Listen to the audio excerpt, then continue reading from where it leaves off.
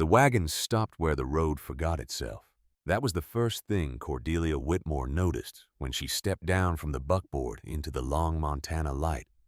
The road did not end.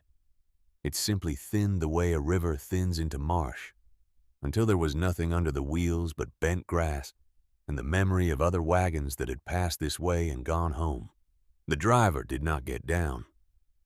He only nodded toward the line of low buildings half a mile across the flat spat, once into the dust, and waited for her trunk to follow her. 64 years old, and she had come to the place where the road forgot itself. She did not let herself dwell on that. Dwelling was for people with rocking chairs and porches, and she had neither. She lifted the trunk by its leather handle, and her shoulder remembered the weight of it from Pennsylvania, from the train station in Chicago, from the rail platform in Miles City, where a man half her age had offered to carry it for a nickel. And she had said no. She had said no, because the nickel was not the point. The point was that her hands still worked. The point was that she could still lift what belonged to her. The trunk was not heavy because it was empty enough. Inside it, 2 wool dresses, a pair of work boots, resold twice a Bible with her husband's name on the flyleaf. A tintype of a boy who had grown up to be a man and had then walked out the door one autumn morning 30 years ago and never come back. A folding knife with a bone handle, a tin cup, and the letter. The letter was the only reason she was standing in the middle of Montana in the summer of 1886. The letter said, "Mrs. Whitmore, the position is yours if you can be here by August. I do not pay much. I do not promise easy. Almeda Bramwell." Della had read that letter 16 times on the train. She set the trunk down in the dirt and looked at the country for the first time, without a window between her and it. The sky was wider than any sky she had ever stood under. The mountains were a long blue rumor on the western edge of the world. There was so much grass, she felt foolish for ever having owned a lawn. Somewhere out beyond the buildings, she heard the soft, distracted sound of sheep talking to each other, the way sheep do in low complaints that mean nothing and everything.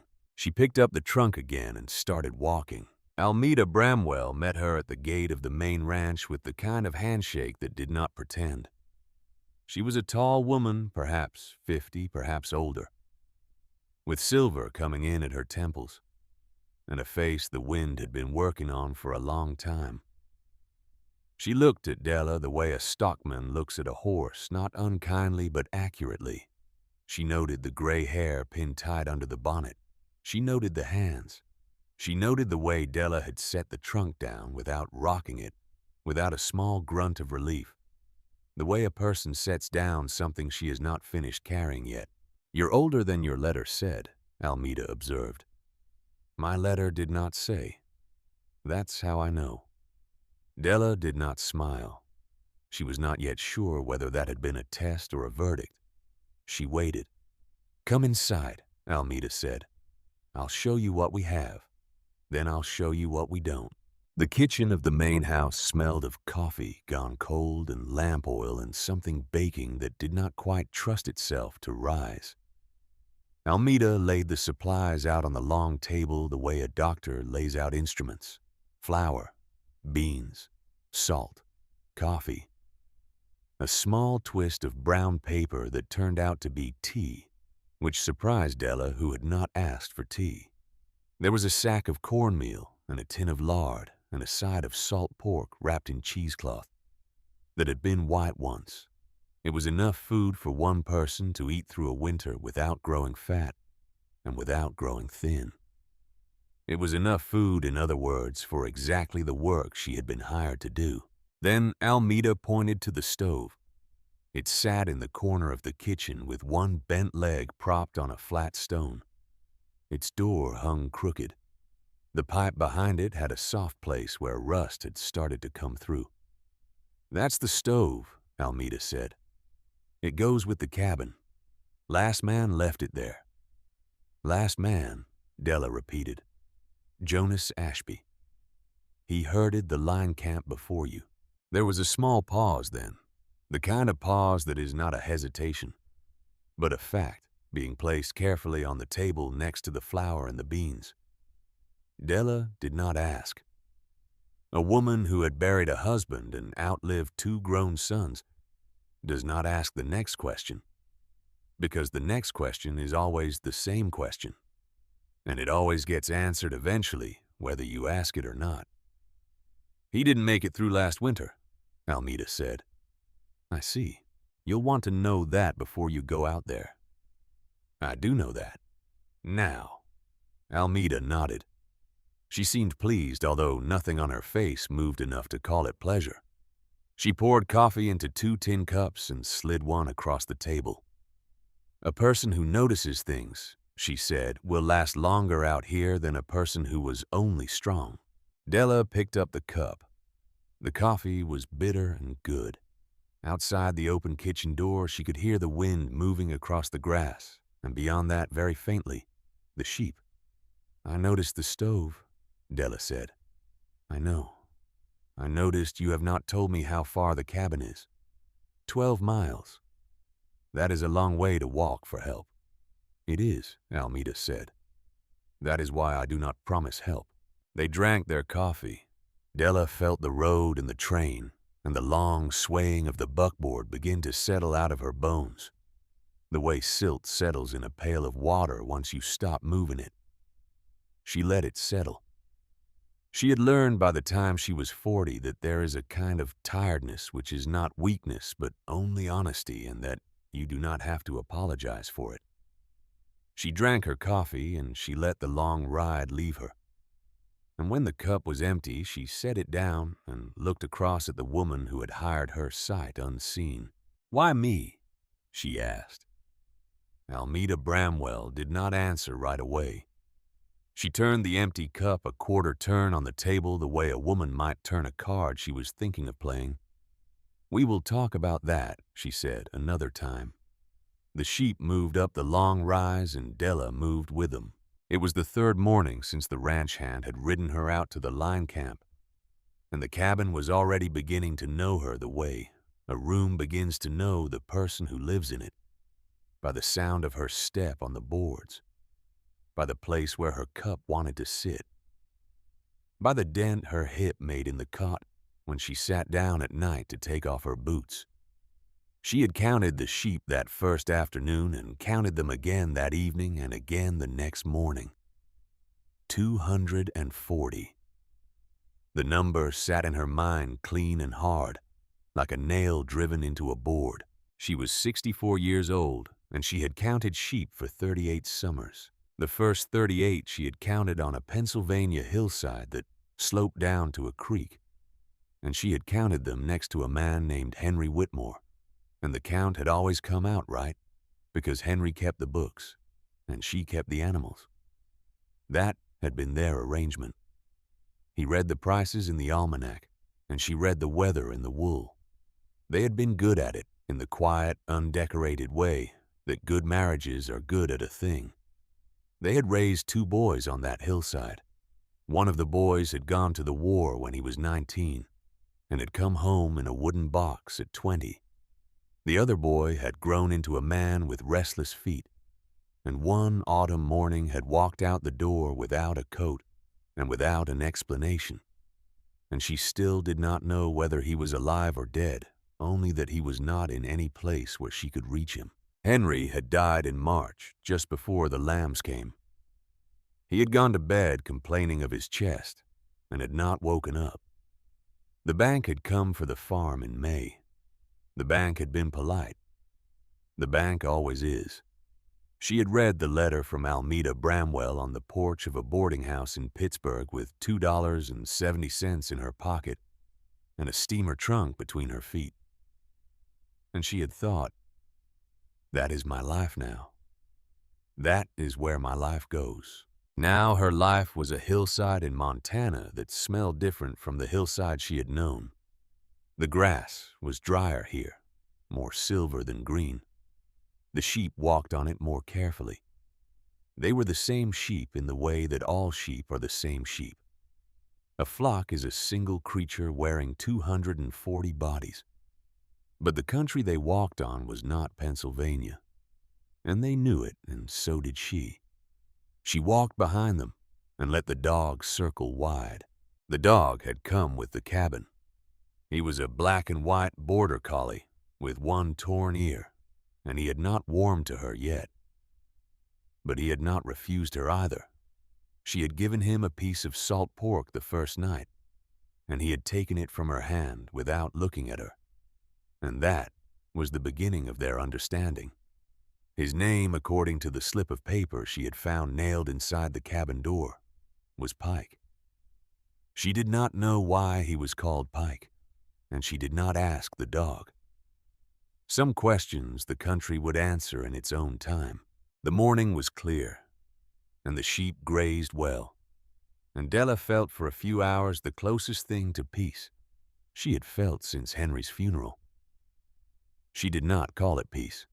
She knew better.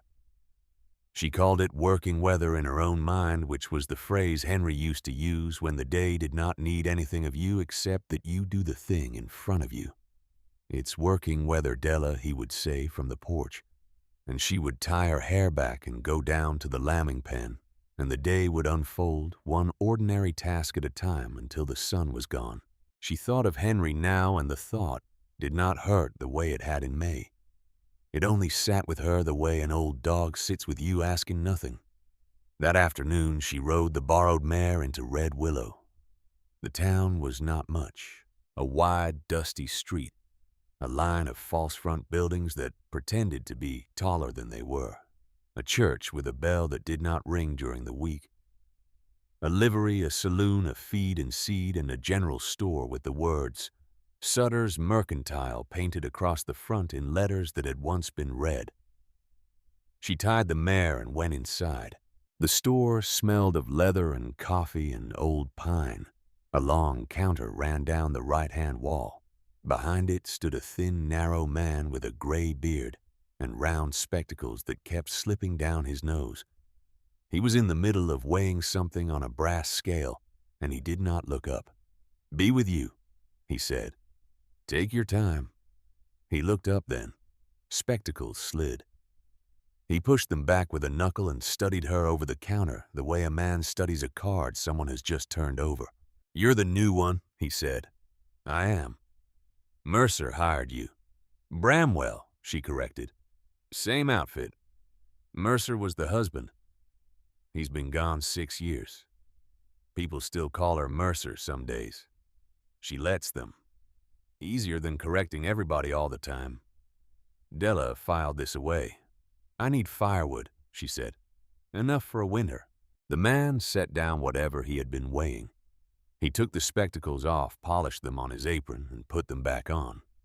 He did this slowly, the way a man does a thing when he is buying himself a few seconds to choose his words. "How much money do you have?" $6. She watched him. There was no cruelty in his face. There was only the small, tired patience of a man who has stood behind that counter and watched the same hopeful arithmetic walk in the door year after year and walk out shorter than it came in. He named a price. She did the figures in her head, and she had them done before he was halfway through the sentence, and she knew before she set the coins down that $6 was going to buy her 2 cords. 2 cords would not get her through November. She set the coins down anyway. 2 cords, he said. "I'll have them hauled out tomorrow. I can't extend credit. I'm sorry." "I did not ask for credit." "No," he said. "You didn't." She turned to go. Near the door on a low shelf sat a small jumble of second-hand things people had traded against their accounts when the cash had run out. A cracked sugar bowl, a length of harness with the buckle gone, a pair of boys' shoes, and a leather-bound notebook scuffed at the corners with a name written on the inside cover in faded brown ink. Jonas Ashby. She picked it up. "How much for this?" The shopkeeper looked. Something passed across his face that she could not quite read. 3 cents, he said. "That's too low." "It's what it's worth to me." She paid the 3 cents and put the notebook in her coat pocket and went to the door. She had her hand on the latch when the door opened from the other side, and a man came in and the late afternoon light fell in around him. And for a moment the whole store seemed to tilt toward him, the way a room tilts toward a man who is used to being tilted toward. He was big through the shoulders. He wore a heavy coat that did not need to be heavy in August, and he wore it like a flag. His face was clean-shaven and weathered to the color of saddle leather, and his eyes went over her once and decided about her without any particular hurry. "Now there," he said loud enough for the men at the back of the store to hear, "is the new sheep woman." The shopkeeper's mouth tightened. "Mr. Drennan." "Cyrus is fine, Obie." He stepped past her into the store as if she were a coat rack. Then he turned slow and looked at her again. He smiled. The smile did not reach his eyes. The smile was a thing he had bought somewhere, and he wore it the way he wore the coat. "60 if you're a day, Tool," he said. 64. 64. He shook his head once, almost gently, the way a man shakes his head at a child who has wandered into the road. "Ma'am, I'll say this once, and I'll say it kindly. Go home." "I am home." "That cabin out at the line is not a home. That cabin is a coffin somebody forgot to nail shut. The man before you found that out." "I bought his notebook," she said. She did not know why she said it. It came out of her before she had decided to let it. Cyrus Drennan's smile did something at the corners that was not a smile anymore. He looked at her hand where the notebook was just visible at the edge of her coat pocket. He looked at Obadiah Sutter behind the counter. Sutter did not look back. "That's so," Cyrus said. "That's so. Then you've already read what happens to people who try to spend a Montana winter in that cabin." "I've not finished reading." "You will." He stepped around her toward the counter, and she went out into the long summer light and untied the mare and rode back toward the line camp, with the notebook against her ribs like a small, warm animal. She did not look back at the town until she had crossed the first ridge. When she did look back, the buildings were already small, and the wind was already pulling at the brim of her bonnet, and the country was already beginning to do what country does when it is bigger than you. It began to make her quiet. She let it make her quiet. She rode the rest of the way without thinking about Cyrus Drennan, because thinking about a man like that in the middle of an open country was a way of inviting him to ride along with you. And she was tired, and she did not want company. The cabin took her in like a suspicious ant. She fed the dog. She fed the stove.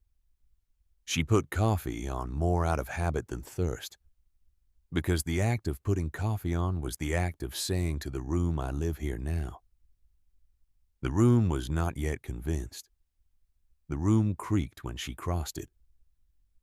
The window in the south wall was set so crooked in its frame that the evening light came through it, slanted like light coming through a tipped hat.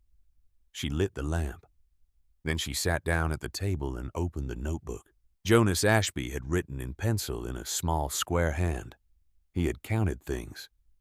He had counted sheep and weather and cords of wood and the days between the first frost and the first hard freeze.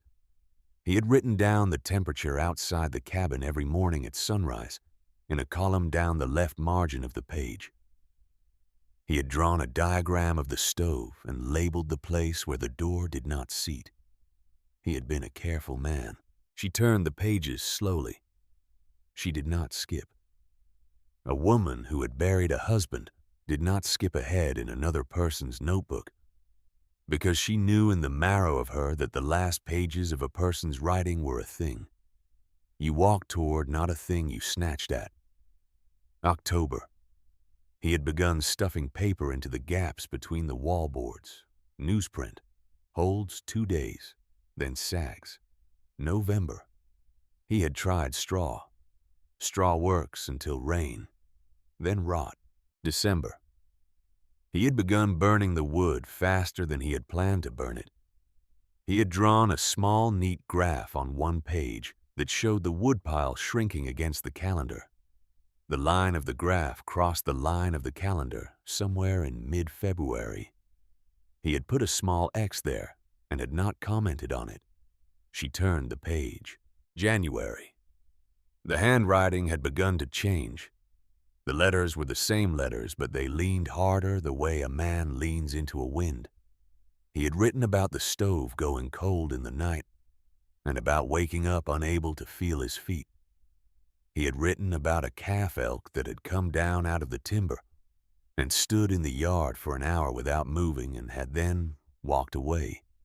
He had written on one page, "No one comes out this far in January."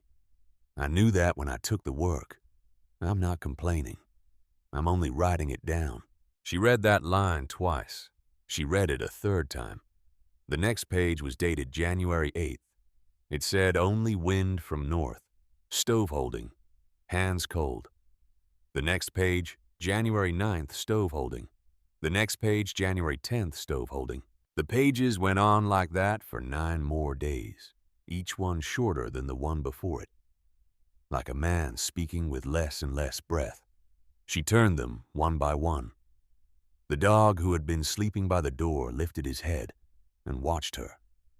She did not notice. The last page was dated January 19th.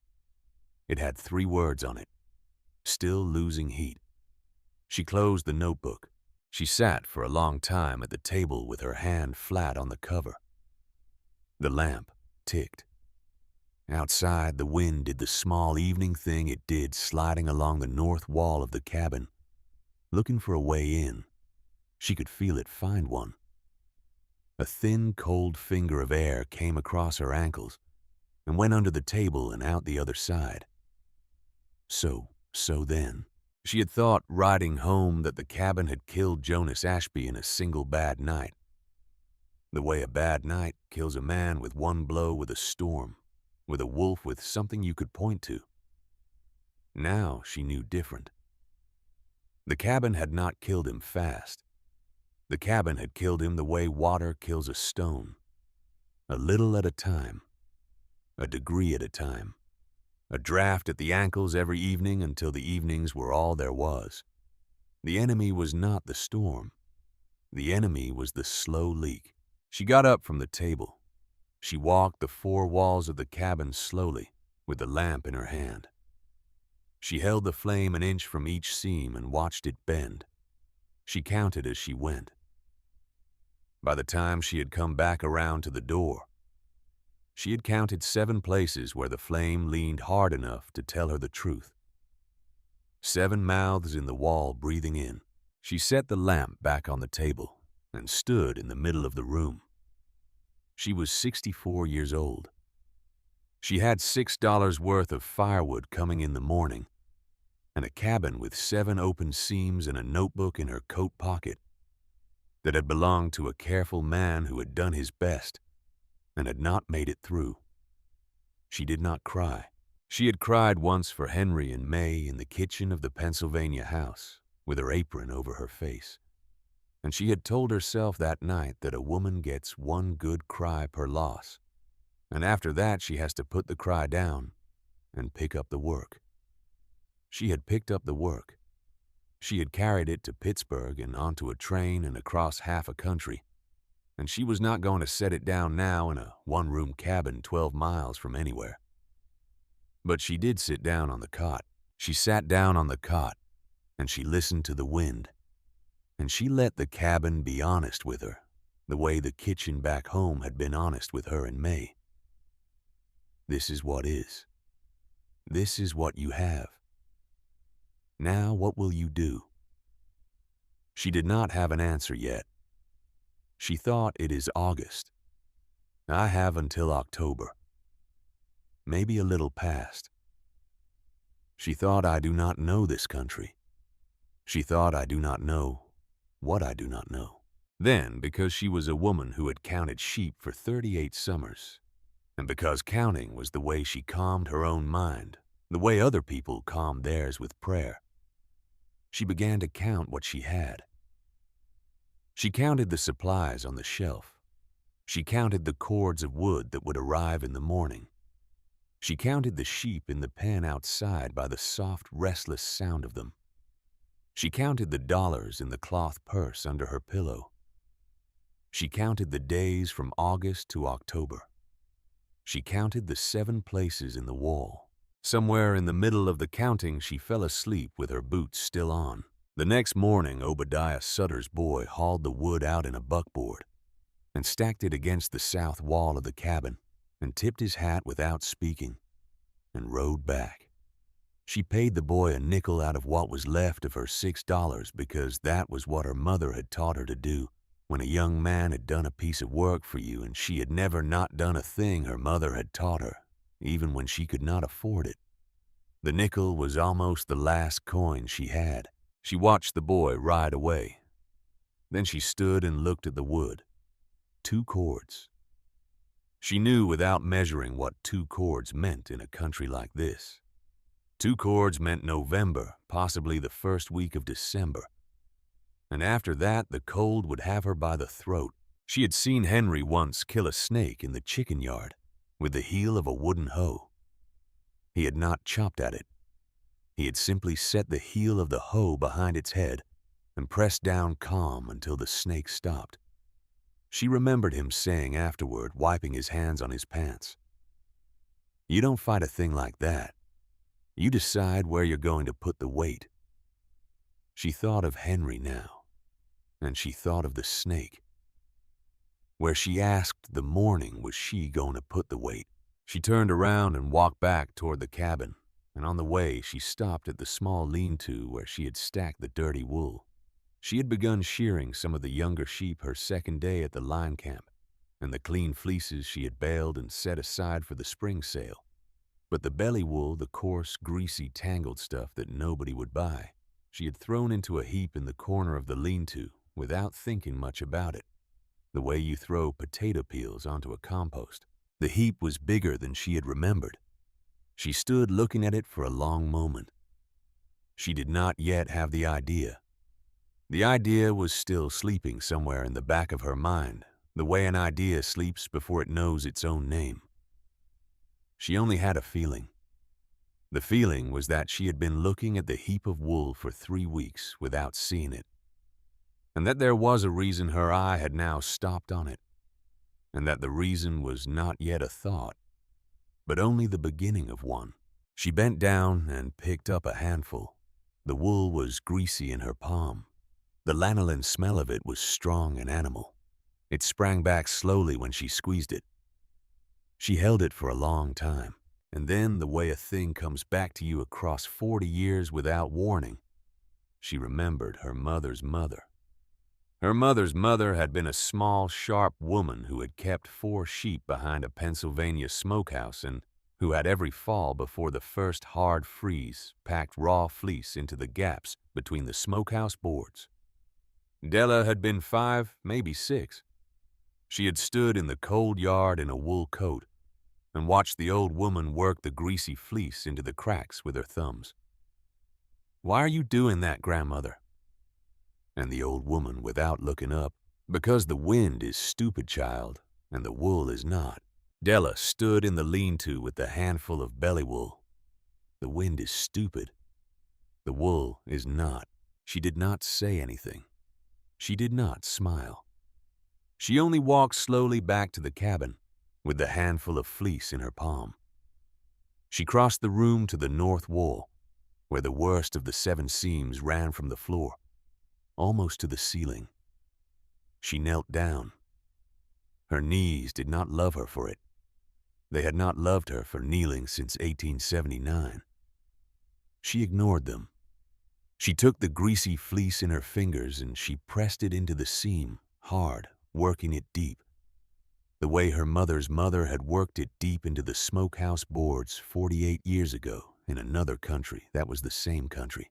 The fleece went in. She held her palm against the seam. No cold came through. She moved her palm an inch. No cold. She moved it another inch. No cold. She slid her hand along the entire length of the seam, and where the fleece had gone in the wall had gone quiet. The wind on the other side was still doing its stupid patient work. The wall was not letting it through. She sat back on her heels. She was 64 years old.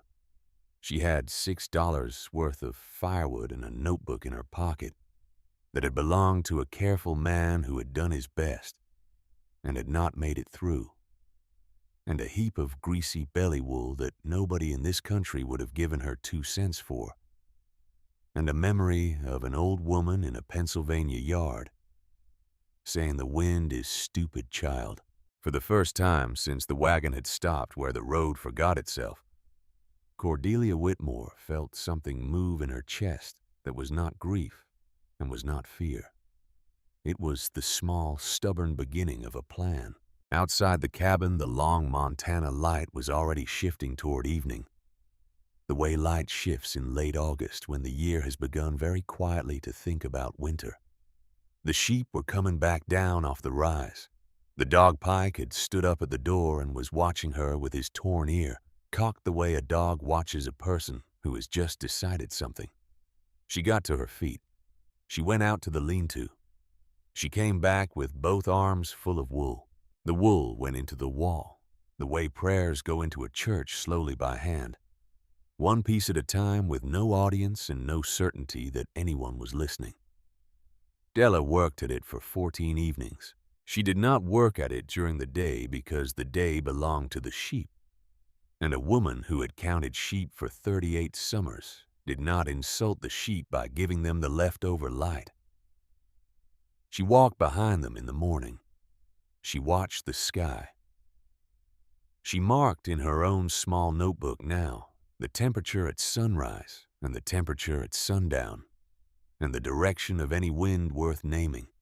She had begun keeping the notebook the morning after she had read the last page of Jonas Ashby's, and she had told herself while she was ruling the first column down the margin that she was only doing it because Jonas had done it.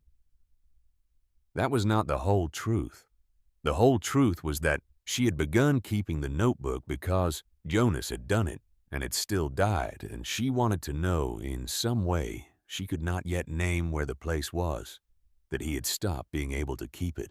In the evenings after the sheep were penned and the dog fed and the stove banked, she worked the wool. She had a system by the third night. She had not planned a system. The system had built itself out of her hands, the way work does when work has been waiting all your life to teach you something. She would take a small handful of the greasy belly fleece from the heap. She would tease it open between her fingers until it was light and full of air, and she would press it deep into a seam with her thumbs. She would work along the seam with her thumbs until the fleece would not go any farther. Then she would take a thin strip of pine she had split from the smaller end of one of her precious cords of wood, and she would lay it flat across the seam, and she would tap 2 small nails through it, one at each end into the boards on either side. The strip held the fleece. The fleece held the cold. The cold for the first time was not invited in. By the end of the first evening, her thumbs hurt. By the end of the third evening, her thumbs had begun to hurt less, which was either because they had gotten stronger or because they had gotten dumber, and she did not waste time figuring out which. The lanolin from the wool worked itself into the cracks in her hands and into the cracks in the boards alike, and she did not wash it off because washing it off would have wasted water and would also have wasted lanolin. And she had begun to understand that in this country, a woman did not throw away anything that was already doing a job. The cabin began to smell like a sheep. She did not mind. She had spent 38 summers smelling like a sheep, alongside a man who had smelled like a sheep. And she found working alone now in the lamplight that the smell was a kind of company. Thaddeus Bramwell rode out on a Wednesday in the middle of October. She heard him before she saw him. A single horse on dry grass at a steady walk, coming in from the southeast, which was the direction of the main ranch. She had been on the north wall when she heard him. She set down the strip of pine she was holding and went to the door and opened it and stood there with her sleeves rolled past her elbows and a smear of lanolin on the back of one hand, and she watched him come. He was a tall man, somewhere in his 40s, sitting his horse the way men sit horses when the horse is something they have done since they were small. He had a long jaw and a mustache that had given up on being neat. He swung down at the cabin and looped the reins around the post and walked up to the door without hurrying the way a man does when he has been told he can come and has decided to see for himself. Mrs. Whitmore, Mr. Bramwell, Thad, Della. He stepped past her into the cabin. He did not at first say anything. He stood in the middle of the one room with his hat in his hand, and he looked at the walls. He turned slowly all the way around, and he looked at the walls, and the lamplight caught the gray in the rough wool that filled every seam from the floor to the ceiling, and the wood strips she had nailed across them at intervals, and the small dark places where the lanolin had darkened the planks. He looked at it the way a man looks at a thing he has not seen before and is not sure whether to laugh at. "What in the name of God," he said. "Wool." "I can see that." "Then you have your answer." He turned and looked at her. He had the kind of eyes that did not quite know what to do with a woman who answered the way she answered. She had seen those eyes before. She had seen them on bankers. She had seen them on the doctor who had come up from the township to put a sheet over Henry. She had seen them on the man in Pittsburgh who had told her very kindly that her late husband's life insurance policy had lapsed in 1881 and could not now be reinstated. She did not mind those eyes. She had stopped minding them a long time ago. "It draws mice," he said. "Maybe. It rots when it gets damp. Damp is what I am keeping out. It will not hold. Then I will pack more." He walked over to the north wall. He touched the wool with 2 fingers. He pressed his palm flat against a place she had finished a week before, and he stood there with his palm against the boards for what felt like a long time, and she watched the back of his neck and waited. "There's no draft here," he said. "No." He moved his palm 2 feet down the wall. He stood with it there a moment. "None here either." "No." He turned back to face her. He had not put down the hat. "Mrs. Whitmore," he said, "this is the foolishest thing I have ever seen in this country, and I have been in this country since I was 11 years old. All right, and it might also be the cleverest." "I do not need it to be clever," she said. "I need it to be warm." He looked at her for a long moment. Then, and the not quite knowing thing went out of his eyes, and what came in to replace it was not respect. Not yet, but the beginning of the thing. That respect grows out of which is attention. He nodded once, slowly. He put his hat back on. "My sister-in-law sent me to see if you were still alive," he said. "Tell her I am. I will tell her more than that." He went, out. He stood by his horse for a minute longer in the long October light, looking at the cabin from the outside, the way he had looked at it from the inside. And then he swung up and rode south, and she watched him go until he was a small moving thing on the lip of the world. And then she went back inside and picked up the strip of pine and went back to work. She did not let herself feel pleased. She had learned by 64 that the surest way to lose a thing was to feel pleased about it before it was finished. So she did not let herself feel pleased. She only worked, and the work that night went a little faster than it had gone the night before, and that was enough. The first snow came on the 4th of November. It came soft and almost polite the way the first snow does when it is feeling out a country to see what it can get away with. Della was up before sunrise that morning, as she always was, and she opened the door to step out for the wood, and she stopped on the threshold, because the world had changed overnight without telling her. There was an inch of white over everything. The grass was gone under it. The sheep pen was a soft, pale rectangle. The buckboard track that ran from her cabin toward the main ranch was a faint bluish line where the wagon ruts held more shadow than the field around them. The dog came out around her legs and looked at the snow and sneezed once decisively, and then walked into it as if it were no surprise at all. She watched him for a moment. Then she went and got the wood. The morning was soft. She walked the sheep out onto a south-facing slope where the wind had already taken most of the snow off, and they grazed there with their heads down. And she stood with her hands in her coat pockets and watched the long valley turn from white to cream as the sun came over the eastern ridge. It was not that morning a frightening country. It was only a quiet one and beautiful in a way that did not warm you. 3 days later, the snow was still there. That was when she understood.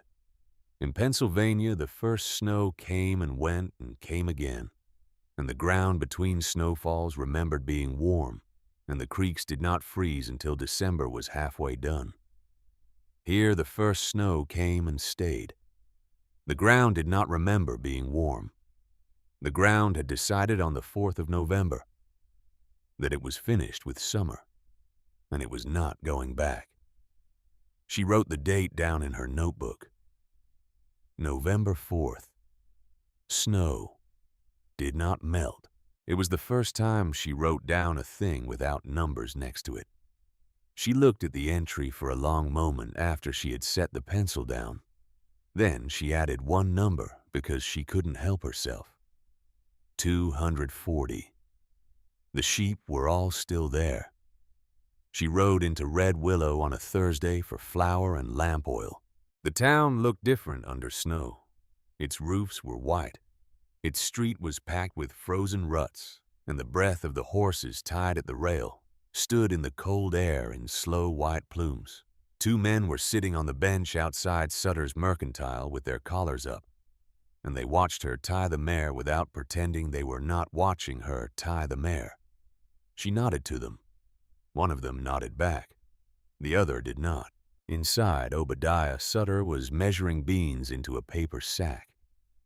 He looked up when the bell on the door rang, and something in his face did a small complicated thing the way a face does when its owner has been hoping you would come in and dreading it in the same breath. Mrs. Whitmore. Mr. Sutter. Obie's fine. Della, then. He nodded. He went on measuring beans for a moment. Then he set the scoop down. You're still out there. I am. And the wall holds. He nodded again. He did not smile. He looked, she thought, like a man who had been carrying a piece of news for too long and did not know yet whether he was going to set it down. He came in yesterday, Obie said. Drennan. All right. Asked about you. What about me? Asked whether you'd come for supplies yet this week. Asked whether you'd been into the bank in Miles City. Asked whether you were a widow or whether there was a man. She set her flour sack on the counter. And what did you tell him, Obie? I told him that what a woman comes in here for is between her and the Lord, and what she does in Miles City is between her and Miles City, and that as for whether there is a man, that was a question. He could ask you himself if he had the manners which I told him he did not. She looked at him a long moment. Then she said quietly, Thank you. Don't thank me. He'll come anyway. He always does. She did not have time to answer, because the bell on the door rang behind her, and the cold came in around her ankles, and she did not need to turn to know who had come in. She finished setting the flour sack on the counter, and she straightened her spine, and she turned. Cyrus Drennan filled the doorway the way he had filled it in August. The buffalo coat was on him now, and he wore it the way he had worn the lighter coat in summer, like a flag, like a thing that announced him before his face did. The 2 men on the bench outside had stood up and come in behind him, and they stood now near the stove, not looking at anything the way men stand when they are waiting to see what their employer will do. "Mrs. Whitmore," he said. "Mr. Drennan, 64.5 by my count now?" "Then you have been counting." "I have been counting a great many things, ma'am."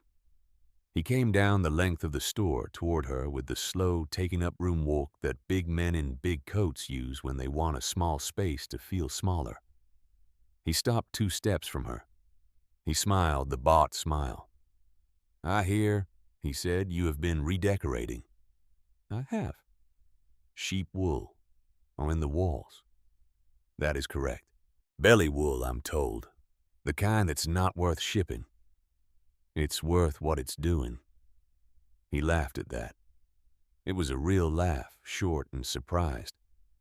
And it was the only thing about him she would ever, in the years that came after, find herself almost able to like. The laugh died fast. The face came back. "Ma'am," he said, "I am going to do you a kindness." "Are you?" "I am going to buy you a railroad ticket." She did not move.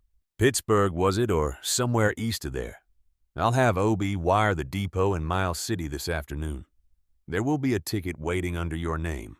2nd class, but with a berth. You'll be home before Christmas." "That is generous.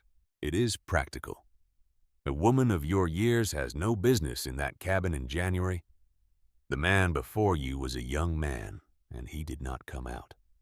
Mrs. Whitmore, I am not your enemy. I am offering you a way to leave this country with your dignity, which is more than this country usually offers a person. And in exchange, he said, you tell Almeda Bramwell that the line camp is not workable, that the cabin cannot be wintered, that she should release the lease on the river bottom and consolidate her flock at the home place." There it was. She had known it was coming. Obie had been trying to tell her in his quiet, sideways way since August. Thad had been trying to tell her in his harder, unspoken way in October. The notebook of Jonas Ashby had been trying to tell her in pencil. Now Cyrus Drennan was telling her with his own mouth in front of 2 men by the stove and 1 shopkeeper at the counter. And she understood at last the way a person understands a thing, once it has finally been said in a room what the long shape of the trouble was. He did not want her dead. He wanted her gone. He wanted her gone because as long as she was at the line camp, Almeda Bramwell held the lease on the river bottom. And as long as Almeda held the lease on the river bottom, the water on the south bench was not Cyrus Drennan's water. He had been trying to acquire that water for years. Jonas Ashby, by going out to the line camp the winter before, had been the small woolen canvas obstacle between Cyrus Drennan and a thing he wanted. Jonas Ashby had not survived the obstacle business. Now she was the obstacle. She thought about all of that in the time it took to take one breath. "Mr. Drennan," she said, "I appreciate the ticket." "Then I will not be using it." The store went very quiet. The 2 men by the stove had stopped pretending not to watch. Obie behind the counter had stopped breathing for a beat. Cyrus Drennan's smile did the thing at the corners again, the thing that was not a smile. "Ma'am, I do not think you understand." "I think I do. That cabin has been wintered by me since August, with wool in the walls and a stove that does not seat in its frame, and a woodpile your prices made small, and I will winter it through January and February and into March. Mr. Drennan, because I am the woman Almeda Bramwell hired, and Almeda Bramwell hired the woman who was going to do it. And when you don't, then you will have your water," she said, and not a day before. She picked up the flour sack. She set the coins on the counter for Obie in small, careful piles. She did not look at Cyrus Drennan again. She walked to the door, past the 2 men by the stove, and one of them moved out of her way without seeming to mean to, and the other one did not, and she went around him without comment.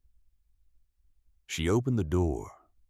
The cold came in around her boots. Behind her, Cyrus Drennan said, quietly, almost gently, "Mrs. Whitmore." She paused with her hand on the door. "The man before you," Drennan said, "wrote things down." She turned her head a little, not enough to see him, enough to hear him better. "He wrote things down, and he kept them in that cabin, and when he died, those things stayed there, and nobody much went looking for them because nobody much cared. I'm telling you that because I would hate for a woman of your years to find herself in possession of papers that did not concern her. Some papers are private even after a man dies. Some papers are best left where they were not found. Is that a piece of advice, Mr. Drennan? It is a courtesy. Then I have received it."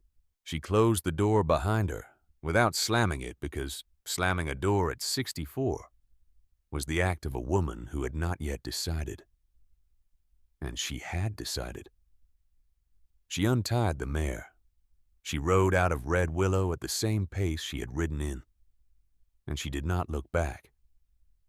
And the wind on the open ground put its cold hand on the side of her face and held it there the whole 12 miles home. She did not cry on the ride. She thought instead about the notebook in her coat pocket, the one she had bought for 3 cents on the day she had first walked into Sutter's Mercantile. And she thought about the 7 seams in the cabin wall. And she thought about the fact that Jonas Ashby had been a careful man. And she thought about what a careful man does with a paper that is dangerous to him. A careful man does not carry it on his person. A careful man does not leave it on the table. A careful man in a one-room cabin on a Montana line camp puts it where the next careful person will look. The big storm came on the 22nd of November. It announced itself the way these storms do first, as a thinning of the light at mid-morning, and then as a hardness in the air that made her teeth ache when she breathed, and then as a low gray shape in the north that was not weather yet but was going to be. She saw it from the rise above the south pasture. She did not run. 64-year-old women do not run on frozen ground when they can help it. She walked fast with the dog low and quick around the edges of the flock, and they moved the sheep down off the rise and toward the little barn beside the cabin in a tight breathing knot, and the snow caught them halfway home. The snow caught them sideways. It hit her cheek like thrown sand. The wind, when it came up under the snow, came up the way a held breath comes out all at once, and she felt the dog brush against her leg, and then she could not see the dog, and the sheep at the front of the flock had reached the barn door and were piling against it, and the sheep at the back were piling against the sheep in the middle, and she went around to the side of the barn with her back to the wind, and got the bar lifted off the door, and the flock spilled in past her in a hot-smelling, frightened rush, and she counted them in her head as they went past her ribs and her hip. She did not need her eyes to count. Sheep. She had not needed her eyes to count sheep in 20 years.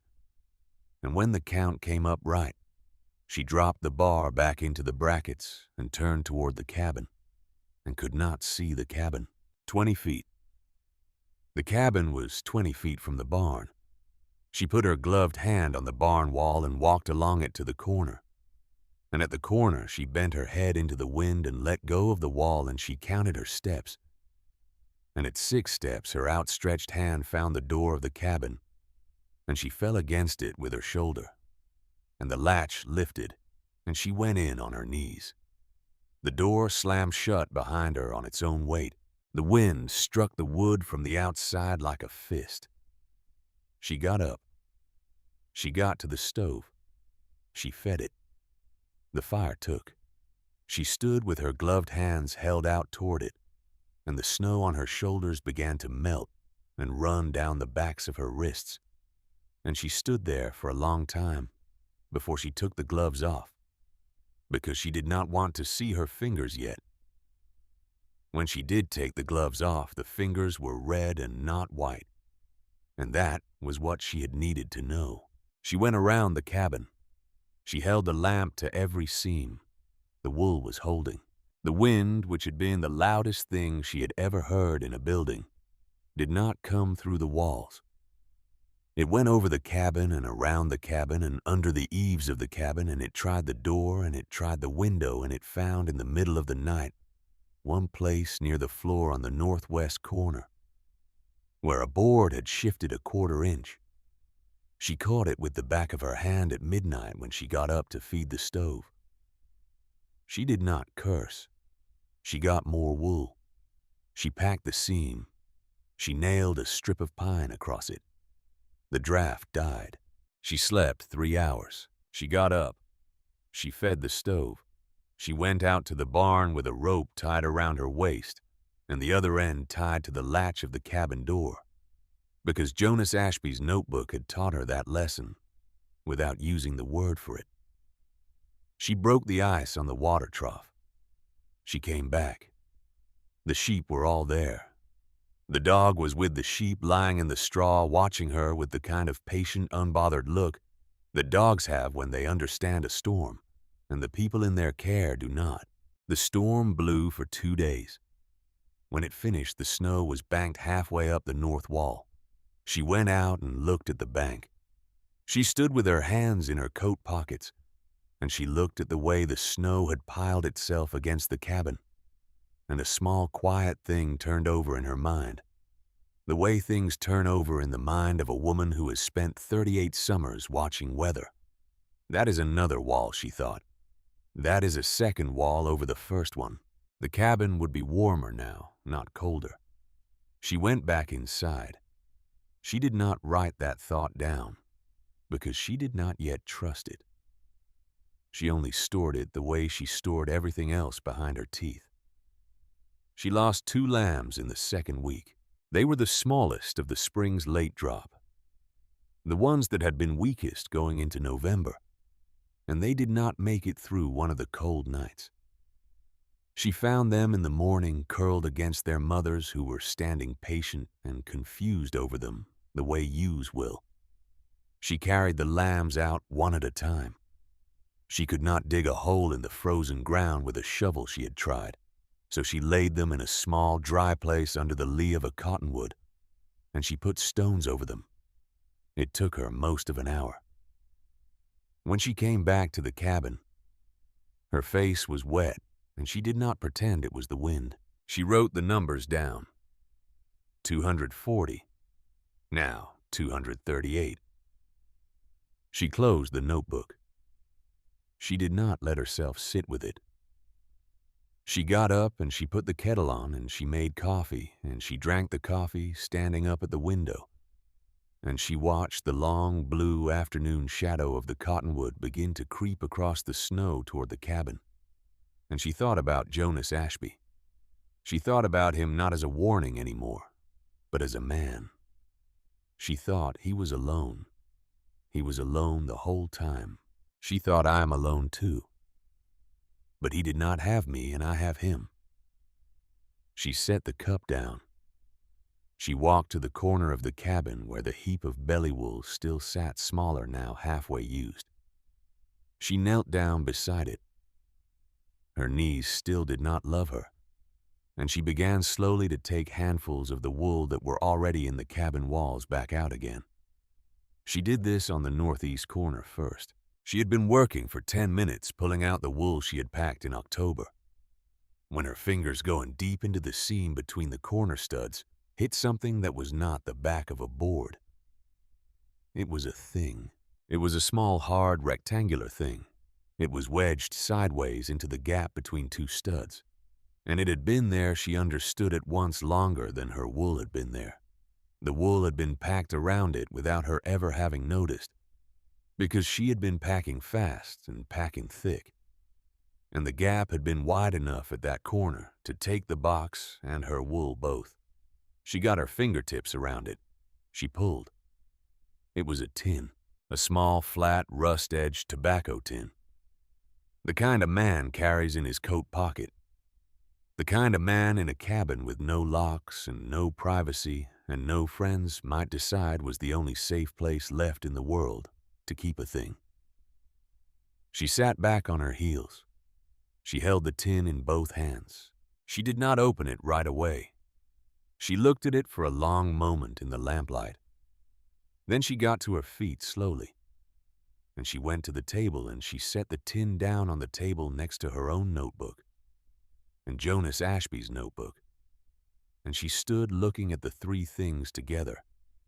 And she understood at last why a careful man writes things down, and where a careful man hides them, and what a careful man hopes will happen after he is gone. She sat down at the table. The lamp was burning low.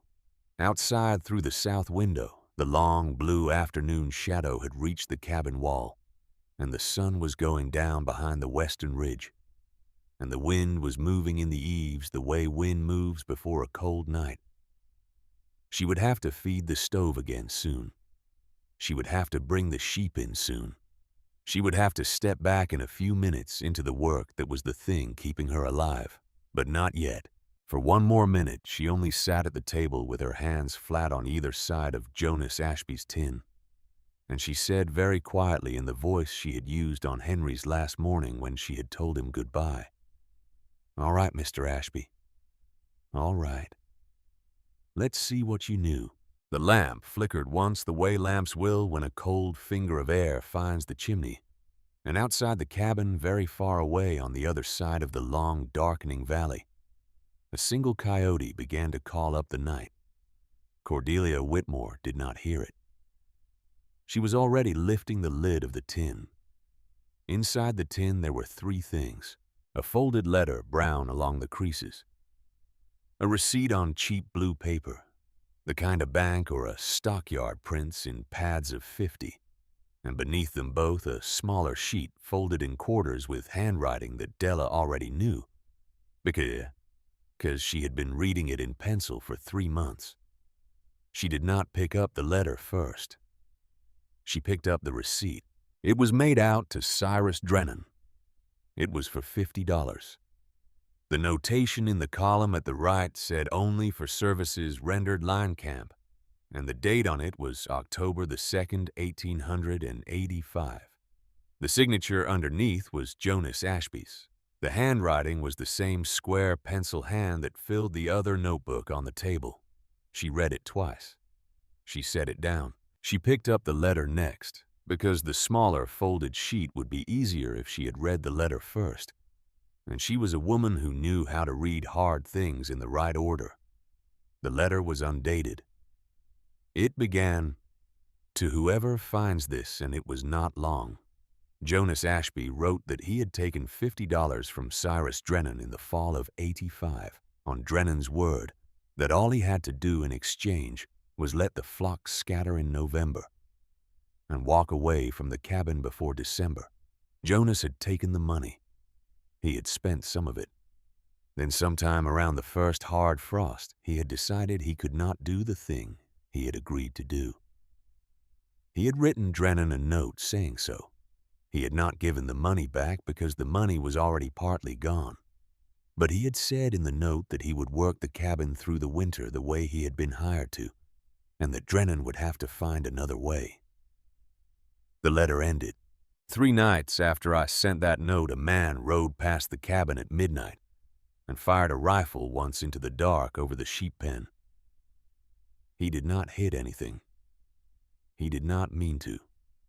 I knew then what kind of agreement I had made.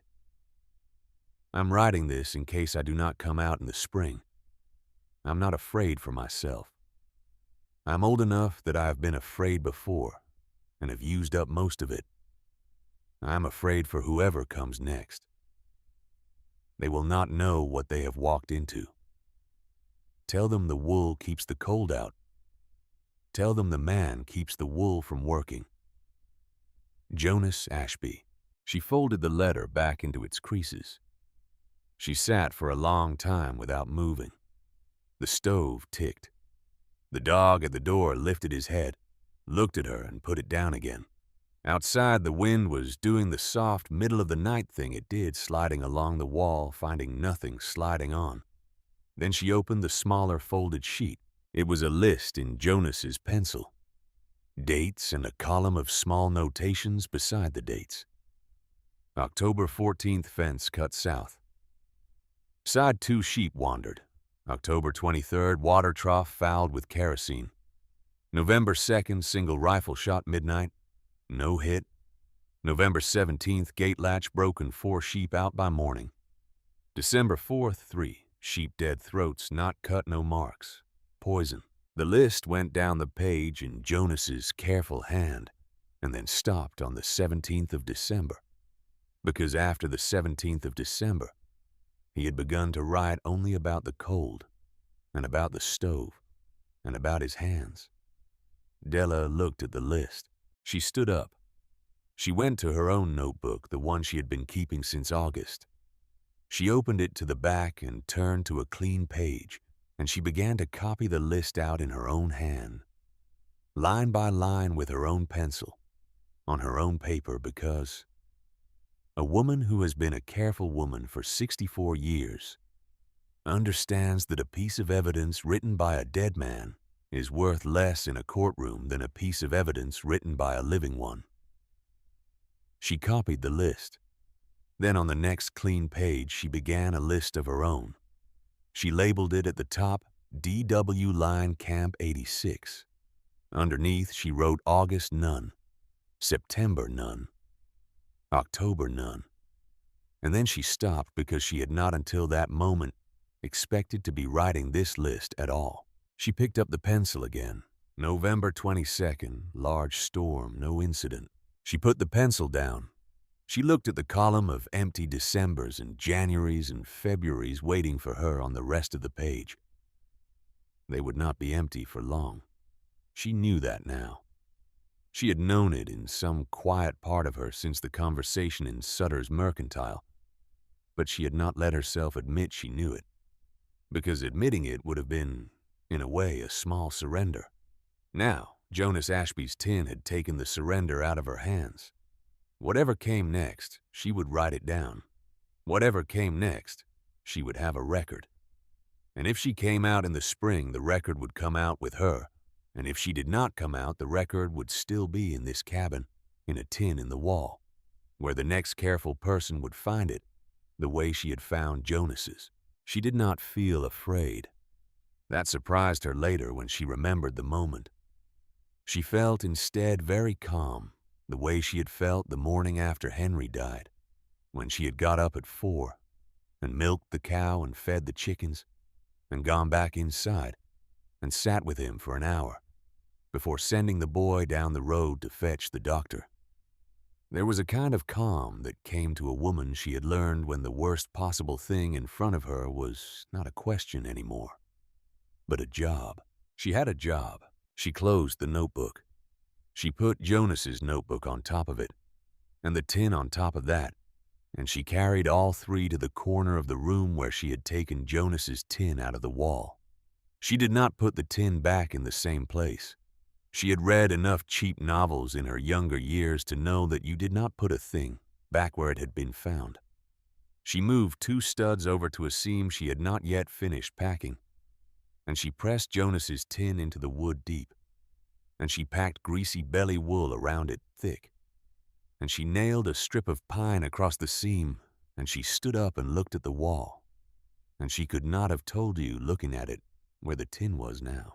She went back to the table. She blew out the lamp. She lay down on the cot in her clothes. She did not sleep for a long time. She lay listening to the soft wind and to the dog breathing by the door, and to the small, constant ticking of the stove. And somewhere in the middle of the night, she thought almost without meaning to Jonas, "I will not write your letter for you. I will write my own. But I will not let yours sit in the wall unread either. I promise you that." Then she slept. December came on with the patience of a creditor. The cold dug in. The cold did not announce itself anymore the way the November storm had announced itself. It simply settled. The mornings came up under a hard, pale sky, and the snow on the ground stopped looking like weather and started looking like geography. And the river at the bottom of the slope grew its first solid ice, and the sheep walked on frozen ground with the small, careful click of hooves on a thing that did not give. Della went out with them every morning. She came back with them every afternoon. She fed the stove a little less than she would have had to in October, because the wool walls were doing what she had asked them to do, and the snow banked against the north side was doing what she had not had to ask it to do. And between the two of them, the cabin held a kind of stubborn, livable cold that was not warm, but was not killing her. The woodpile shrank. It shrank slower than she had expected on the day Obie's boy had unloaded it. It shrank faster than she would have liked.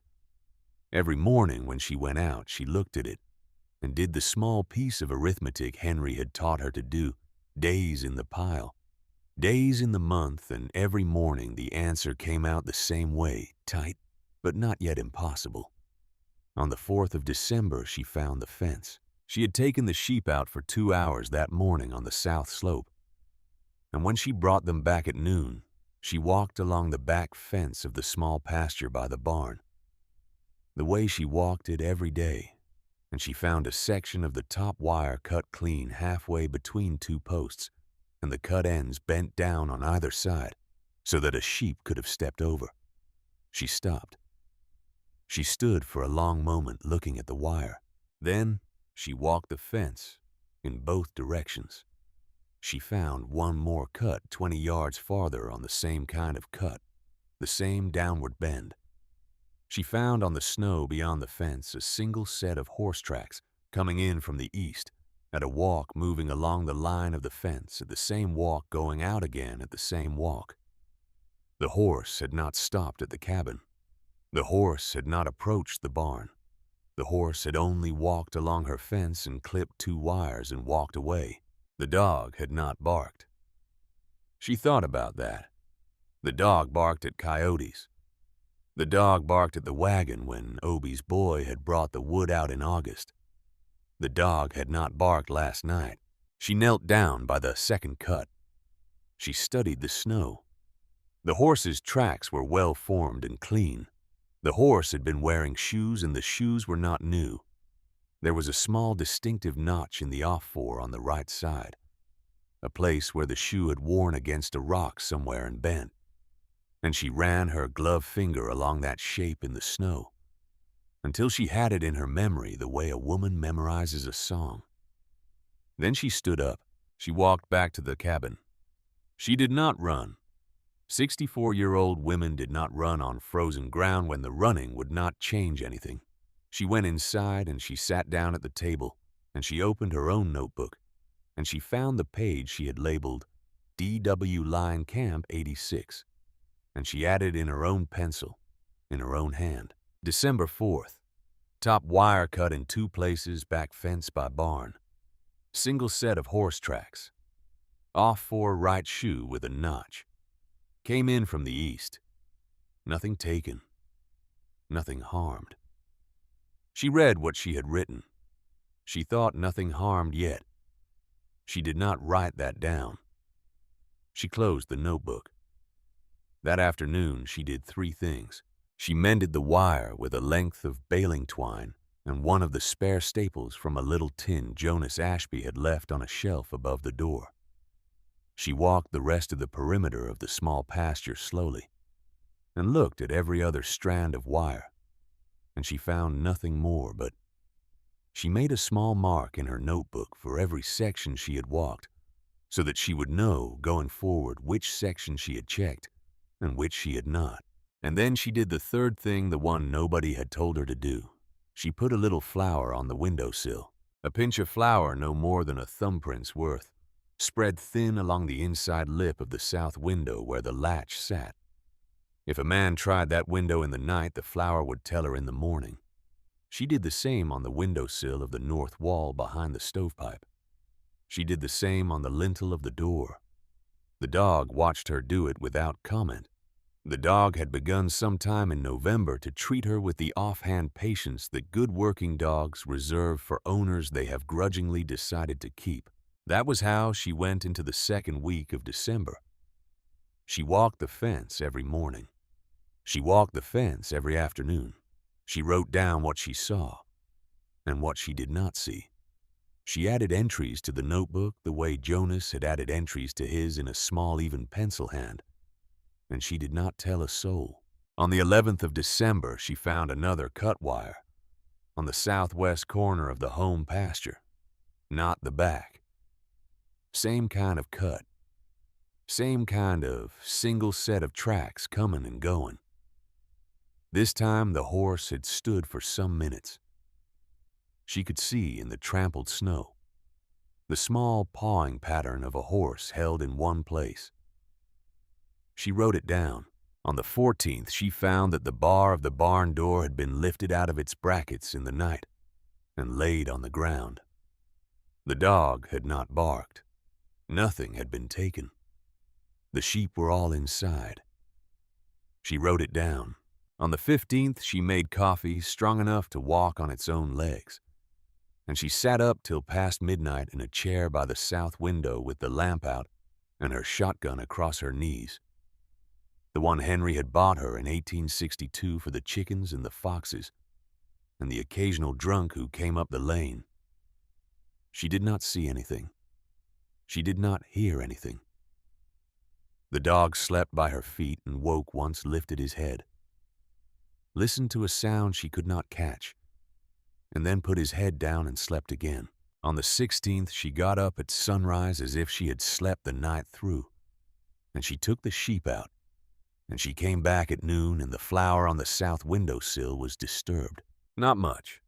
A line drawn across it by something or someone brushing past from outside. The window itself was still latched.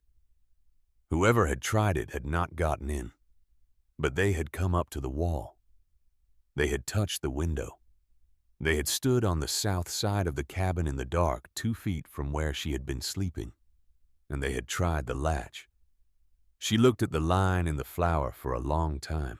Then she swept it carefully into a folded square of paper, and she labeled the square December 16th night, and she put it inside her notebook, and she went out to the woodpile with the axe and split kindling for an hour, very slowly, very steadily, until her hands had stopped wanting to shake. That evening she wrote the entry. December 16th. South window tried in the night. Dog did not bark. Latch held. Will move dog inside. She moved the dog inside that night. The dog was surprised. The dog had spent his nights for the 8 or 9 winters he had been alive in the small attached lean-to where the harness hung on a bed of old burlap. He stood in the middle of the cabin for a long minute as if waiting for someone to take back the invitation. She pointed at the floor by the stove. He went to the floor by the stove. He turned around 3 times and lay down with a long, complicated, judgmental sigh. And he was asleep within a minute. And from that night on, he slept inside. And from that night on, the flower on the windowsills was not disturbed again. She did not know then whether her watcher had given up or only changed tactics. She suspected it was the second one. Christmas came and went without remark. She did not bake anything. She did not sing. She read 3 chapters of the Bible aloud to the dog on Christmas Eve. Because Henry had always read the Bible aloud on Christmas Eve, and she felt doing it as if she were doing it for both of them. And the dog listened with the polite indifference that dogs reserve for human ceremonies. On Christmas morning, she ate beans and bacon out of a tin plate, and she fed the stove, and she went out and broke the ice on the trough, and she counted the sheep, 238, still 238, and she went on with the work. Thad Bramwell rode out 2 days after Christmas. She heard him from the rise. She had been on the rise for an hour, trying to take the long view of the country the way she had taken it in August, before any of this, when the country had only been new and large and not yet a thing she had to be strategic about. She heard the single horse on the dry snow at a steady walk coming in from the southeast, and she thought with a small surprise, I know that horse now. And she walked back down toward the cabin. He was standing by the barn when she got there. He had taken his saddle off the horse and was rubbing it down with a piece of feed sack. Mrs. Whitmore, Mr. Bramwell, Thad, Della. He did not this time ask to come in. He finished with the horse, and he hung the bridle on a peg, and he walked across the yard and stood with her in the cold. And she watched him try the way she had watched him try in October to find a way to begin. "Almeda sent me," he said. "All right." She wanted to know about Drennan. "What about him?" "Whether he had been to see you." "He has." "What did he offer?" "A train ticket." He looked at her for a long moment. Then he laughed once the way his sister-in-law laughed with no smile. "He offered me a job in '83, he said, when my brother first got sick. A foreman's job, full wages room at the home place. I said no. He has not spoken to me since unless he had to. It is a small county. We pass on the road." "And what did Almeda want me to know?"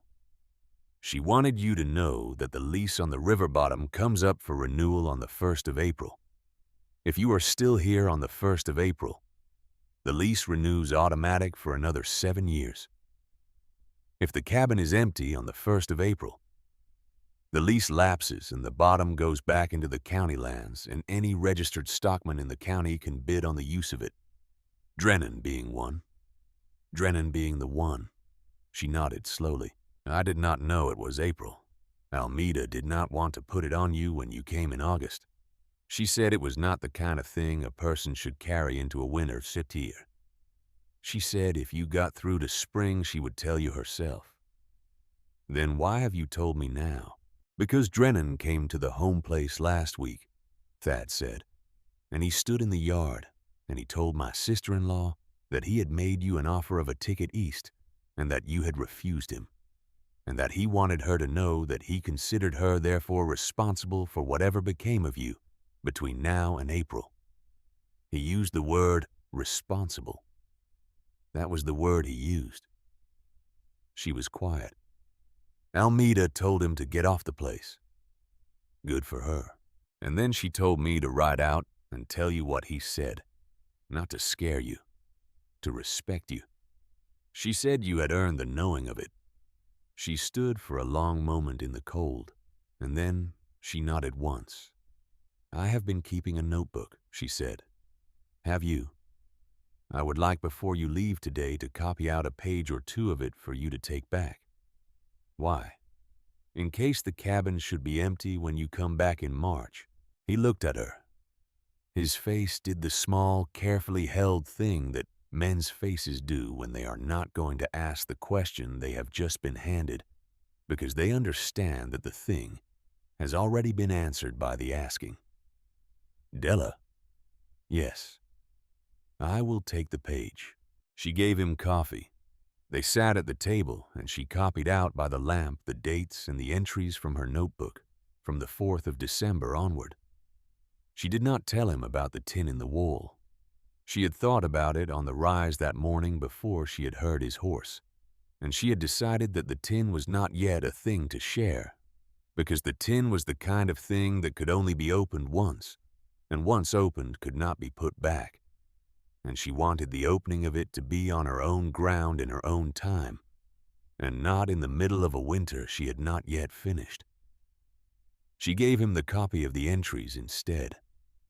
He folded it 3 times and put it inside his coat against his chest. He did not ask any more questions. Before he left in the yard by his horse, he said, "If it gets bad, yes, light a lamp in the south window. We can see your south window from the home place, if the air is right." "All right." "It is 12 miles, Della." "I know it is 12 miles. In a January storm, 12 miles is 50 miles. "I know that too." He swung up. He looked down at her from the saddle for a long moment. He had the eyes she saw now of a man who had been wrong about her in October, and had not minded being wrong, and who was trying to figure out at the end of December how to be useful to a person who did not particularly need him to be useful. It was a complicated kind of look, and it was not a young man's look, and she liked him for having it. Go on, Thad. Take care, Della. He rode south. She watched him until the country took him. On the 7th of January, the air went out of the world. That was how she would always remember it in the years after, not the snow, not the wind, but the going out of the air. She woke at 5 in the morning to a cabin that was too quiet. There was no wind in the eaves. There was no soft scratch of snow against the windows. There was only a stillness so complete that she sat up on the cot and listened for the dog's breathing. And the dog was breathing. And she lay back down and tried to sleep again and could not. She got up at 6. She lit the lamp. She fed the stove. She opened the door. The air outside hit her face like a flat hand. It was not wind. There was no wind. It was only cold, the kind of cold that did not move and did not have to. She had thought in November that she had felt cold. She had thought on the day after Christmas that she had felt cold. Now she understood that everything she had called cold up till that morning had been in some way hospitable. This was not. This air did not want her in it. She went to the post by the door and looked at the thermometer. The mercury was a thin, bright line in the bulb. She could not see how far up the column it climbed because it did not climb. It sat. The black numbers on the wood beside it began at -30.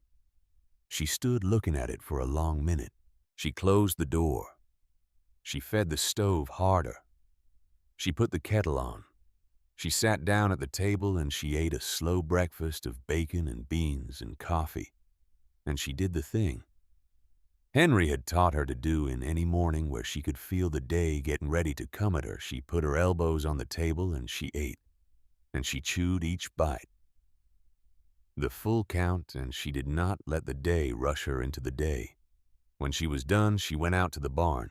The sheep were all alive. They had bunched themselves into the deepest corner of the barn in a single thick, steaming mass. And the heat coming off the mass of them was such that the air 10 feet above their backs shimmered faintly. She broke the trough ice with the axe and watered them slowly. She counted them by passing her hand across the warm wool of their backs. 238. She came back to the cabin. She fed the stove again. The day went by very slow, the way days go by when the cold is the only thing in them. She did not take the flock out. There was nothing to graze. She wrote in her notebook, January 7th, wind nil, mercury at 30 below or under, stove heavy, wool holding, dog inside, 238. She slept that night in her clothes on the cot with the dog at her feet. She woke to a sound she did not at first understand. It was a small, dull, regular sound. It took her several seconds to recognize it because it had no business being there. It was the sound of someone knocking on the door of the cabin. 4 hard strikes. A pause. 3 more weaker. She was on her feet before she had thought about being on her feet. The dog was at the door before she was. She lifted the bar with both hands. She pulled the door open inward against the cold, and a man came in over the threshold and went down to one knee on the floorboards before she had got the door shut behind him. She got it shut. She got the bar back across. Then she turned to look at him. He was crusted in white. The frost on his beard was so thick it had locked his jaw partway open. His coat was a hard armor of ice across the shoulders. His hands, when she pulled the gloves off them, were the wrong color, a grayed pale yellow like old wax. He tried to speak. He could not. He tried again. A sound came out of him that was a word, but the word was broken. Barn. Yours. A roof. I see it. Hush now. She got him to the cot. She was 64 years old, and he was a 40-something-year-old man with the dead weight of a man who had walked too far in too cold an air. But she got him to the cot the way a woman who has carried the weight of a husband through a kitchen. One bad March morning gets a man to a cot, which is to say by deciding to. She stripped his coat off him. She stripped his gloves off him. She broke the ice off his beard with her own warm fingers, because she did not just now have time to thaw it slowly. And a little thawed flesh would be a smaller price than a man who could not breathe through his own face. She got the wool.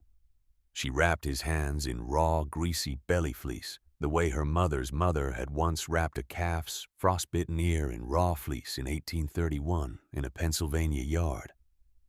She put a folded blanket under his head. She put another over him. She put water on the stove, and when it was warm, she lifted his head and put the cup to his mouth and let him drink in small, broken swallows. He drank. He coughed. He drank again. His eyes, when they finally found hers, were clear. "Della," he said, "I am here. Knew where the cabin was. You did. You did. Walked it. You walked it. I know you walked it. Be quiet now." He closed his eyes.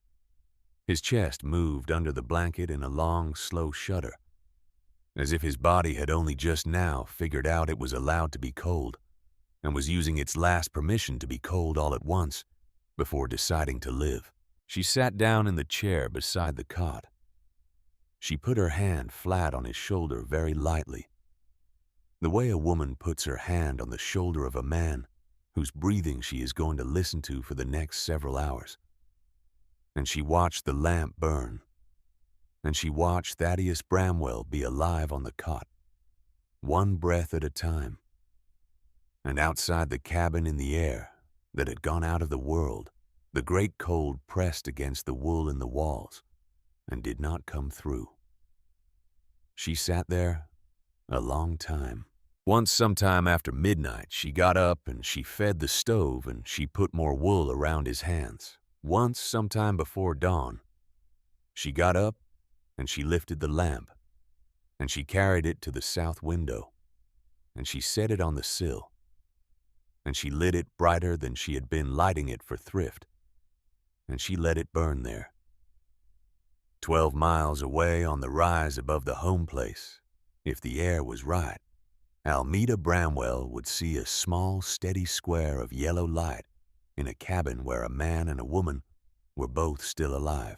She did not know whether the air was right. She left the lamp burning anyway. She went back to the chair by the cot. She sat down.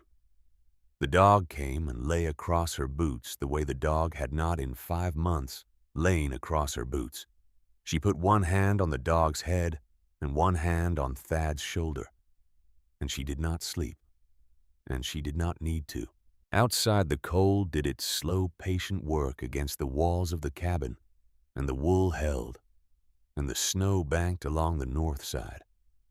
Held, and the small yellow light in the south window held. And somewhere in the still hours between the deepest cold and the first gray edge of morning, Cordelia Whitmore began to understand, without yet having a word for it, that what she had built in this cabin since August was not only a wall against the wind. It was a place a man could walk 12 miles to. It was a place where a person could come in out of the dark and not die. She had not known when she had taken the first handful of belly wool out of the heap in the lean-to in August that she had been building such a place. She had only been trying to keep the cold off her own ankles. But the work that a person does, she thought now, listening to Thad's breathing, settle into the long, even rhythm of a man who would be alive in the morning. The work that a person does has a way of growing past the person who is doing it. The wool in the walls had begun as her own warmth. It had become his. It would perhaps become someone else's. She thought of Jonas Ashby in the dark, in the wall, in the tin.